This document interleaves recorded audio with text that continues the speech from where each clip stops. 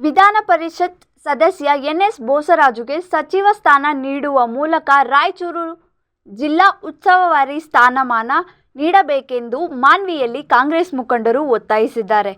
ರಾಯಚೂರು ಜಿಲ್ಲೆಯ ಮಾನ್ವಿಯಲ್ಲಿ ಎನ್.ಎಸ್. ಬೋಸರಾಜು ಅವರು 2 ಬಾರಿ ಶಾಸಕರಾಗಿ ಮತ್ತು ವಿಧಾನ ಪರಿಷತ್ ಸದಸ್ಯರಾಗಿ ಆಯ್ಕೆಯಾಗುವ ಮೂಲಕ ಸಣ್ಣ ನೀರಾವರಿ ಮತ್ತು ವಿಜ್ಞಾನ ತಂತ್ರಜ್ಞಾನ ಖಾತೆ ಸಚಿವರಾಗಿ ಸೇವೆ ಸಲ್ಲಿಸಿದ್ದಾರೆ. ಹೀಗಾಗಿ ಮತ್ತೊಮ್ಮೆ ಡಿ.ಕೆ. ಶಿವಕುಮಾರ್ ಸಹಕಾರದಲ್ಲಿ ಸಚಿವ ಸ್ಥಾನ ನೀಡಬೇಕೆಂದು ಮಾಧ್ಯಮದ ಮೂಲಕ ಕಾಂಗ್ರೆಸ್ ಮುಖಂಡರು ವಿಷಯ ಹಂಚಿಕೊಂಡಿದ್ದಾರೆ.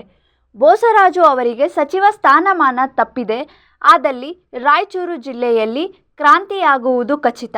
ಹೈಕಮಾಂಡ್ ಇದನ್ನು ಕೂಡಲೇ ಪರಿಗಣಿಸಿ ಸಚಿವ ಸ್ಥಾನ ನೀಡಿ ನಮ್ಮ ರಾಯಚೂರು ಜಿಲ್ಲೆಯನ್ನು ಉಳಿಸಿದಂತಾಗುತ್ತದೆ ಎಂದು ಮುಖಂಡರು ಆಗ್ರಹಿಸಿದ್ದಾರೆ. ಕಾಂಗ್ರೆಸ್ ಮುಖಂಡರು ನಾನು ಈ ಒಂದು ಪತ್ರಿಕೆ ಮುಂದೆ ಹೇಳಿಪಡಿಸೋದೇನೆಂದರೆ ಈ ಒಂದು ನಮ್ಮ ಎನ್.ಎಸ್. ಬೋಸರಾಜ್ ಸಾಹೇಬರು 50 ವರ್ಷಗಳ ಕಾಲ ಸುದೀರ್ಘವಾಗಿ ಪಕ್ಷ ಸಂಘಟನೆ ಎಲ್ಲ ಊರುಗಳಲ್ಲಿ ಯಾವುದೇ ಒಂದು ಊರಲ್ಲಿ ಹೋದರೂ ಕೂಡ 10-20 ಜನರಲ್ಲಿ ಹೆಸರಿಟ್ಟು ಕರಿತಕ್ಕಂಥ ಡಿಸ್ಟಿಕ್ನೊಳಗೆ ಎಲ್ಲೇ ಆದರೂ ಕೂಡ ಯಾವುದೇ ಒಂದು ಊರಲ್ಲಿ ಹೋದರೂ ಕೂಡ ಅವ್ರು ಹೆಸರಿಟ್ಟು ಕರಿತಕ್ಕಂಥ ಒಂದು ಮನೋಭಾವನೆ ಅವರಿಗೆ ಇಂದಿನ ನಮ್ಮ ಸಿದ್ದರಾಮಯ್ಯ ಸರ್ಕಾರದಲ್ಲಿ ಸಣ್ಣ ನೀರಾವರಿ ಮತ್ತು ವಿಜ್ಞಾನ ಮತ್ತು ತಂತ್ರಜ್ಞಾನ ಸಚಿವರನ್ನಾಗಿ ಮಾಡಿದ್ದರು.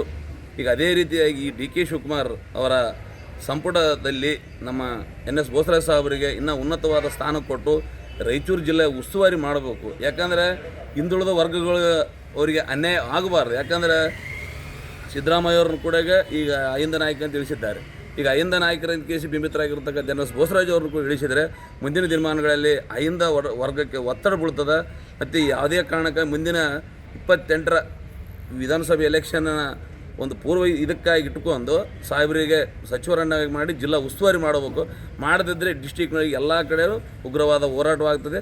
ಅದಕ್ಕೆ ನಮ್ಮ ಹೈಕಮಿಟಿಗಾಗಲಿ ನಮ್ಮ ಡಿ.ಕೆ. ಶಿವಕುಮಾರ್ ಅವರಿಗಾಗಲಿ ರಾಹುಲ್ ಗಾಂಧಿ ಅವರಿಗಾಗಲಿ ನಾವು ಮನವಿ ಮಾಡ್ಕೊಂಬೋದಿಷ್ಟೇ, ನಮ್ಮ ಸಾಹೇಬರಿಗೆ ಎನ್.ಎಸ್. ಬೋಸರಾಜ್ ಸಾಹೇಬರಿಗೆ ಸಚಿವರನ್ನಾಗಿ ಮಾಡಬೇಕು ಮತ್ತು ಜಿಲ್ಲಾ ಉಸ್ತುವಾರಿ ಕೊಡಬೇಕಂತ ಈ ನಿಮ್ಮ ಒಂದು ಪತ್ರಿಕೆ ಮುಖಾಂತರ ನಾವು ಅಲ್ಲ ಸರ್, ಏನಂತಂದರೆ ಕಳೆದ ಬಾರಿ ಸಿದ್ದರಾಮಯ್ಯವರು CM ಆದ ಸಂದರ್ಭದಲ್ಲಿ ಸಣ್ಣ ನೀರಾವರಿ ಮತ್ತು ವಿಜ್ಞಾನ ಮತ್ತು ತಂತ್ರಜ್ಞಾನ ಸಚಿವರಾಗಿ ಖಾತೆ ಕೊಟ್ಟಿದ್ದರು ಬೋಸರಾಜ್ ಅವರಿಗೆ.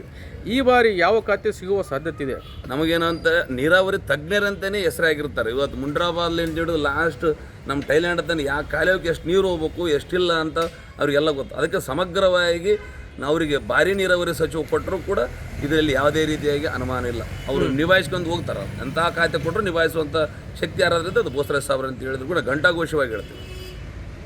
ಎಲ್ರಿಗೂ ನಮಸ್ತೆ. ನನ್ನ ಹೆಸರು M.D. ಇಸ್ಮಾಯಿಲ್ ಮಾಡಗಿರಿ ಅಂತೇಳಿ, ಜಿಲ್ಲಾ ಯುವ ಕಾಂಗ್ರೆಸ್ ಪ್ರಧಾನ ಕಾರ್ಯದರ್ಶಿ.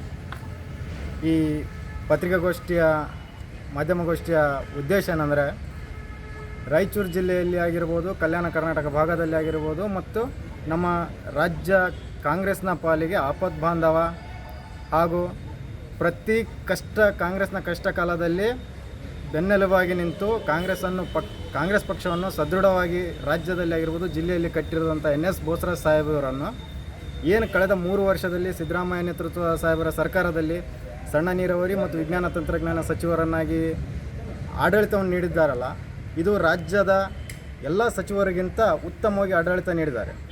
ಈಗ ಮುಂದಿನ ಏನು ಮುಖ್ಯಮಂತ್ರಿ ಬದಲಾವಣೆ ನಮ್ಮ ಪಕ್ಷದಲ್ಲಿ ಆಗಿದ್ದು ಮುಂದಿನ ದಿನಗಳಲ್ಲಿ ಡಿ.ಕೆ. ಶಿವಕುಮಾರ್ ಸಾಹೇಬರು ಮುಖ್ಯಮಂತ್ರಿ ಆಗುತ್ತಾರಲ್ಲ, ಅವರ ಸಚಿವ ಸಂಪುಟದಲ್ಲಿಯೂ ಸಹ ನಮ್ಮ ಎನ್.ಎಸ್. ಬೋಸರಾಜ್ ಸಾಹೇಬರನ್ನು ಅದೇ ಖಾತೆ ಸಣ್ಣ ನೀರಾವರಿ ಮತ್ತು ಬೃಹತ್ ಜಲಸಂಪನ್ಮೂಲ ಖಾತೆ ಕೊಟ್ಟು ಅವರ ಅನುಭವವನ್ನು ಈ ರಾಜ್ಯ ಪಡೆದುಕೊಳ್ಳಬೇಕೆಂದು ಹಾಗೂ ನಮ್ಮ ರಾಯಚೂರು ಜಿಲ್ಲೆಯ ಉಸ್ತುವಾರಿಗಳಾಗಿ ಎನ್.ಎಸ್. ಬೋಸರಾಜ್ ಸಾಹೇಬರನ್ನು ನೇಮಕ ಮಾಡಬೇಕೆಂದು ನಾವು ಈ ಮೂಲಕ ನಿಯೋಜಿತ ಮುಖ್ಯಮಂತ್ರಿಗಳಾದ ಡಿ.ಕೆ. ಶಿವಕುಮಾರ್ ಸಾಹೇಬರನ್ನು ಮತ್ತು ನಮ್ಮ ಕಾಂಗ್ರೆಸ್ ಪಕ್ಷದ ಹೈಕಮಾಂಡನ್ನು ನಾವು ಒತ್ತಾಯ ಮಾಡ್ತೇವೆ. ಅಲ್ಲ ಸರ್, ಏನಂತಂದರೆ ಈಗ ಒಂದು ರೀತಿಯಲ್ಲಿ ರಾಯಚೂರು ಜಿಲ್ಲೆಯಲ್ಲಿ ನೀವು ಆಗ್ರಹ ಪಡಿಸ್ತಾ ಇದ್ರಿ ಸಚಿವ ಬೋಸರಾಜ್ ಅವರಿಗೆ ಸಚಿವ ಸ್ಥಾನ ಅಂತೇಳಿ ಕೊಡ್ಬೇಕಂತೇಳಿ, ಯಾಕಂತಂದರೆ ಕಂಟಿನ್ಯೂಟಿ ಮಾಡ್ಬೇಕಂತೇಳಿ. ಈಗ ಒಂದು ವೇಳೆ ಈಗ ಹೈಕಮಾಂಡ್ನಲ್ಲಿ ಅಥವಾ AICCಯಲ್ಲಿ ಒಂದು ರೀತಿಯಲ್ಲಿ ಚರ್ಚೆ ನಡೆದಿದ್ವಾ ಕೊಡುವ ಸಾಧ್ಯತೆ ಇದೆನಂತ?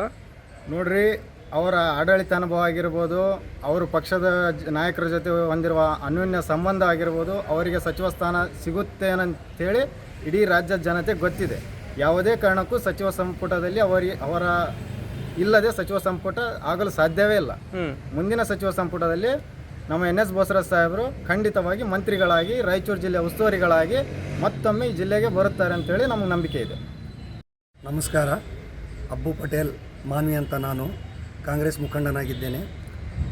ಈ ನಿಮ್ಮ ಪತ್ರಿಕಾಗೋಷ್ಠಿಯಲ್ಲಿ ಮುಂದೆ ಬರುವ ಕಾರಣ ಏನೆಂದರೆ, ಮೊನ್ನೆ ಸಿದ್ದರಾಮಯ್ಯ ಸಾಹೇಬರ ಸರ್ಕಾರದಲ್ಲಿ ನಮ್ಮ NS ಬೋಸರಾಜ್ ಸಾಹೇಬರು ಸಣ್ಣ ನೀರಾವರಿ ವಿಜ್ಞಾನ ಮತ್ತು ತಂತ್ರಜ್ಞಾನ ಸಚಿವರಾಗಿ ಸಮರ್ಥವಾಗಿ ತಮ್ಮ ಜವಾಬ್ದಾರಿಯನ್ನು ನಿಭಾಯಿಸಿದ್ದಾರೆ.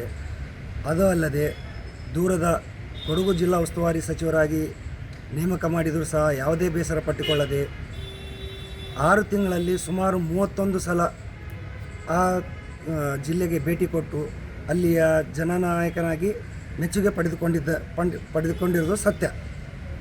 ಅದೇ ರೀತಿ ಅವರು ನೀರಾವರಿ ತಜ್ಞ ಅಂತಲೇ ಹೇಳಬೇಕು ಅವರಿಗೆ ನಾವು. ಈಗ ಇದಕ್ಕೆ ತಾನೇ ನಮ್ಮ ಬೀರಪ್ಪ ಅವರು ಹೇಳಿದಾಗೆ ಅವರು ಯಾವ ಕಾಲುವೆಗೆ, ಯಾವ ಟ್ಯಾಲೆಂಟ್ಗೆ, ಯಾವ ಭಾಗಕ್ಕೆ ಎಷ್ಟು ನೀರು ಬೇಕು, ಎಷ್ಟು ಗೇಜ್ ಮೇಂಟೈನ್ ಮಾಡಬೇಕೆಂಬುದು ಸಮಗ್ರ ಮಾಹಿತಿ ಇದೆ. ನಾವು ಕೇಳ್ಕೊಳ್ಳೋದಿಷ್ಟೇ, ಅವರಿಗೆ ಈ ನಮ್ಮ DK ಶಿವಕುಮಾರ್ ಅವರ ನಿಯೋಜಿತ ಮುಖ್ಯಮಂತ್ರಿಗಳಾದ DK ಶಿವಕುಮಾರ್ ಅವರ ಸಂಪುಟದಲ್ಲಿ ಅವರಿಗೆ ಭಾರೀ ನೀರಾವರಿ ಇಲ್ಲ ಜಲಸಂಪನ್ಮೂಲ ಸಚಿವನಾಗಿ ಮಾಡಿ ಮತ್ತು ಅವರಿಗೆ ರಾಯಚೂರು ಜಿಲ್ಲಾ ಉಸ್ತುವಾರಿ ನೀಡಬೇಕೆಂದು ನಾವು ಖಡಾಖಂಡಿತವಾಗಿ ಈ ಮೂಲಕ ಬೇಡಿಕೊಳ್ತೀವಿ.